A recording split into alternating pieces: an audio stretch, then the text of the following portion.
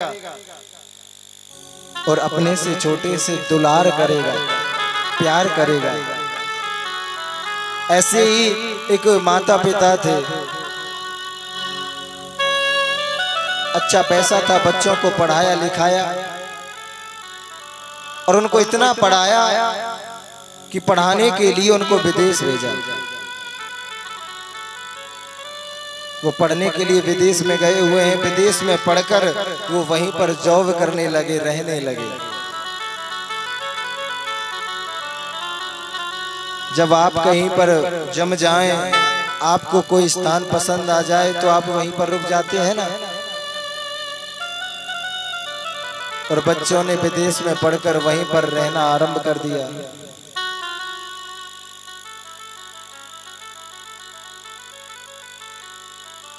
माँ बाप सरकारी टीचर थे,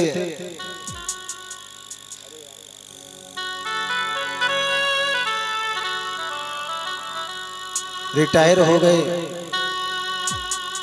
बूढ़े बड़े हो गए। उनकी आखिरी इच्छा है कि अब अपना अंतिम समय अपनी संतान के साथ बिताएं।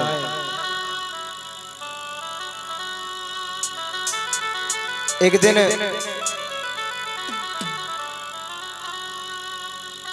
उस माता ने कहा अपने पति से कि स्वामी, कि मेरी एक इच्छा है, हमारे पास धन भी बहुत है,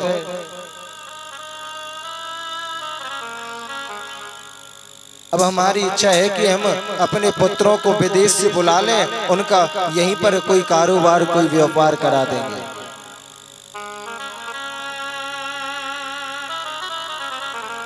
उसके पति ने कहा कि देवी, आप अपने बच्चों को फोन करें, फोन कर कर बुलाएं। कहा कि आप करें, आप उनसे कहें।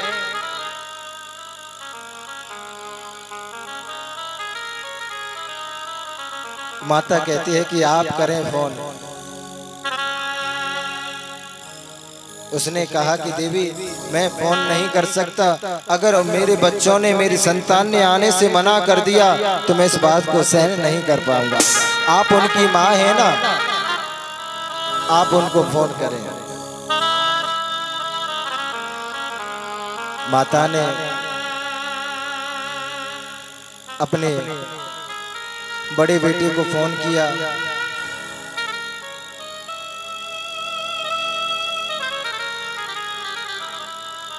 और फोन कर कर अपने बेटे से कहा कि बेटा, मैं आपकी माँ बोल रही हूँ।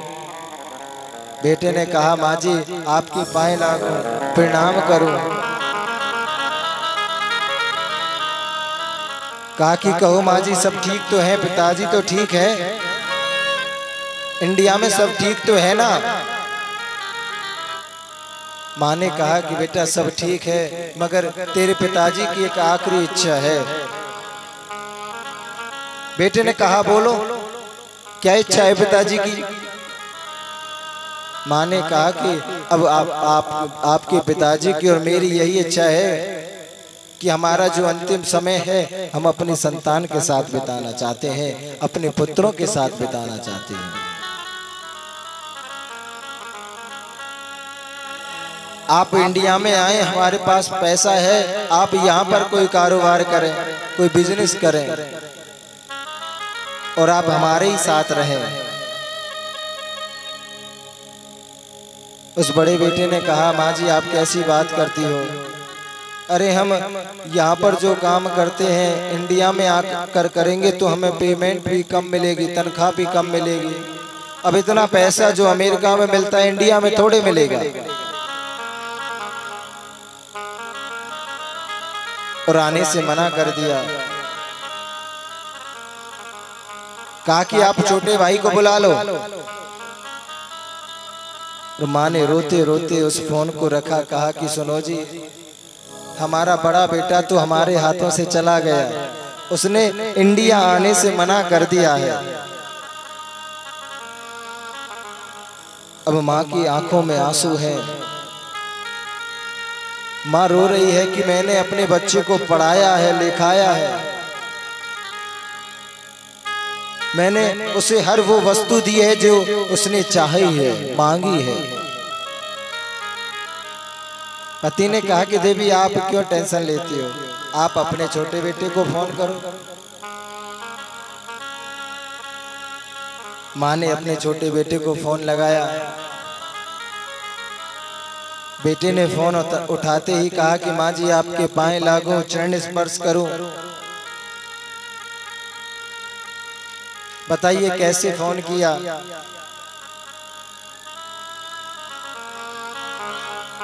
माँ जी ने कहा कि पुत्र, तेरे पिताजी की एक आखिरी इच्छा है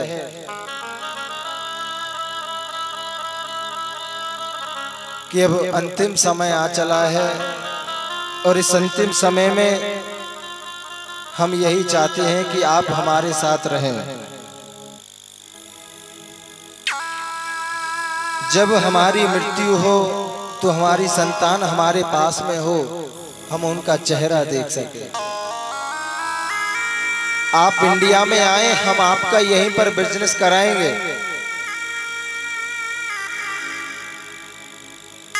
बेटे ने कहा माँ जी मैं अभी तो यहाँ पर सेटल हुआ हूँ और अभी यहाँ से छोड़कर चला गया तो मैं नहीं आ सकता हूँ। अब तो माँ की आंखों से आंसू आने लगे। फोन रखकर कहती है अपने पतिदेव से कि सुनो, हमारा छोटा बेटा भी हाथों से गया। उसने आने से मना कर दिया।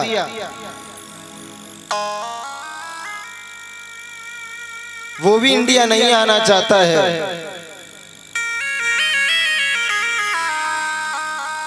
अब दोनों वार्तालाप कर रहे हैं कि हमने अपने बेटों को उच्च शिक्षा तो प्रदान की, अच्छे स्कूलों में पढ़ाया,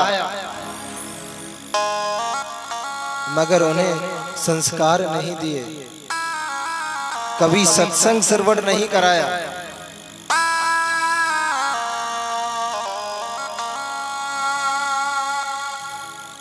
और दोनों पति पत्नी आपस में इंडिया में रहते हैं घर पर, बस बच्चों की याद में रोते रहते हैं कि हमारे बच्चों ने हमारे अंतिम समय पर आने से मना कर दिया।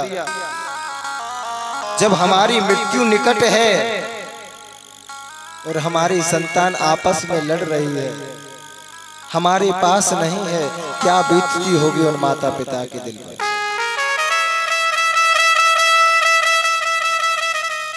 बंधुओं, जितना दुख महाभारत के युद्ध में भीष्म पिता को हुआ, उतना दुख किसी और को नहीं था। क्योंकि जिस पिता के सामने उसकी संतान लड़ रही हो, आपस में एक दूसरे को मार रही हो, काट रही हो, क्या बीतती होगी उस माता पिता के हृदय पर। भीष्म पिता अपनी प्रतिज्ञा लेकर बैठे हुए हैं, मगर उन्हीं की संतान आपस में लड़ रही है, झगड़ रही है। पांडव और कौरवों का इस महायुद्ध में भीष्म पिता के हृदय पर इतना वार हुआ कि बस उनका शरीर ही जीवित था। ऐसे ही इन माता पिता की दशा हो रही है। एक दिन उस माता को पैरालाइज हो जाता है, लकवा मार जाता है। अब तो उस माता पर चला नहीं जाता। अब माता बड़ी दुखी है, रो रही है, भगवान से कहती है कि हे भगवान, एक तो तुमने मुझे दुख दिया है, मेरे पुत्र मुझसे दूर हैं, और दूसरा दुख है मुझे अपने पति से अपनी सेवा करानी पड़ रही है। पति उसको नहलाते हैं, खिलाते हैं, पिलाते हैं, उसकी दवा गोली करते हैं, अपने समय को कोस रही है वो माता। कहती है कि भगवान, एक तो मेरी संतान मेरे पास में नहीं है और मेरे पति मेरी सेवा कर रहे हैं, जिसकी सेवा करने का अधिकार मुझे है, मैं उनसे अपनी सेवा करा रही हूँ। पति रोजाना उसको दवा गोली कर कर रात को अपने कमरे में सोने चले जाते हैं और रोजाना 5 बजे उसके कमरे में आकर देखते हैं। रोजाना का नियम है उसके पति का। एक दिन उसके पति नहीं आए, 5 बज गए। रात को सोने के लिए अपने कमरे में गए, 5 बज गए, उसके पति नहीं आए। 5:30 हो गए, उसके पति नहीं आए। अब तो उसकी माता का हृदय जोर जोर से घबरा रहा है। कहा कि कभी ऐसा मेरे साथ में नहीं हुआ, वो तो 5 बजे से पहले ही आ जाते हैं। 5 से 5:30 होकर नहीं आए, 6 बजकर नहीं आए। अब तो वो माता को रुका नहीं गया। वो बेचारी चल नहीं सकती, बोल नहीं सकती है, क्या करे वो अबला।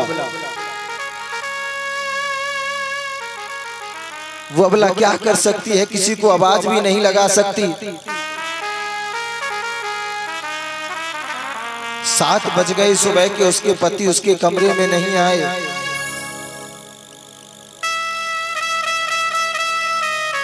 माता अपने पलंग से नीचे गिरती है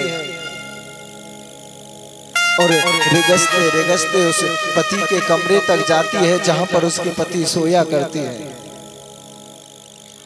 वो माता कहती है कि हे भगवान, शायद कोई ऐसा आज काम हुआ है जिससे मेरे पति नहीं आ पाए हैं। उस माता ने जाकर देखा कि उसके पति खाट पर सो रहे हैं। वो बोल नहीं सकती, जैसे भी साहस कर कर पहुंची है उस कमरे तक। और माता ने जैसे ही देखा उसके पति को, अपने पति को, वो तो परलोक से धार गए। रात को कोई 1:30-2 बजे उनको अटैक आया होगा और वो चल बसे। अब तो माता की आंखों से आंसू आ रहे हैं, रो रही है माता। पुत्रों ने भी छोड़ दिया और इस अंतिम समय में, इस दुख की पीड़ा में पति भी छोड़कर चले गए। जैसे भी साहस कर कर उस माता ने, पास में फोन रखा हुआ था, पुराने समय में वो डिब्बे जैसे फोन आया करते, जैसे तैसे करके उस डिब्बे के फोन से अपने पड़ोसी का नंबर मिलाया।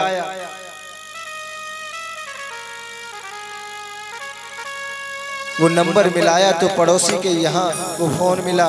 पड़ोसी ने फोन को उठाया और आवाज नहीं आ रही है, माता बोल नहीं पा रही है वो। अब जब माता बोल नहीं पा रही है तो पड़ोसी समझदार था। पड़ोसी ने कहा कि ये तो शायद पड़ोस वाले घर का नंबर है, आज उस घर से कोई आवाज भी नहीं आई है, दरवाजा भी नहीं खुला है, शायद कुछ गड़बड़ हुई है।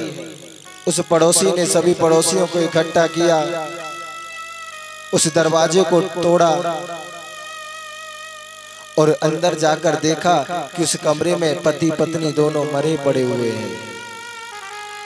वो माता अपने पति के वियोग में, उस पति की याद में, उसके भी प्राण निकल गए। पड़ोसी समझदार था, उसने उनके पुत्रों को फोन मिलाया। पुत्रों ने फोन उठाकर कहा कि जी कौन? कहा कि मैं आपका पड़ोसी बोल रहा हूँ। कहा कि आपको वंदन करते हैं, प्रणाम करते हैं। कहा कि मैं आपके पिता का मित्र हूँ। कहा कि हमारे माताजी पिताजी ठीक तो है ना? उस पड़ोसी ने कहा कि आपके माता पिताजी इस दुनिया में नहीं रहे। पुत्र ने कहा कि आप कैसी बात करती हो, आप ऐसा कैसे कह सकते हैं? कहा कि अब वो इस दुनिया में नहीं रहे। वो पड़ोसी कहता है कि तेरे माँ बाप तो उसी दिन मर गए थे जिस दिन तुम दोनों भाइयों ने इंडिया आने के लिए मना किया। आज तो उन्होंने अपने शरीर का त्याग किया है। अगर आपके पास टाइम हो तो आ जाओ, नहीं तो हम ही आपके माता पिता का दाह संस्कार करें। पुत्रों ने कहा कि नहीं नहीं, हम आते हैं, हम आज शाम की फ्लाइट से ही आते हैं। वो इंसान कहता है कि तुम आओ या नहीं आओ, आपके माता पिता की आत्मा तो आपको गाली ही देगी, धिक्कारेगी कि मुझे ऐसी संतान प्राप्त हुई।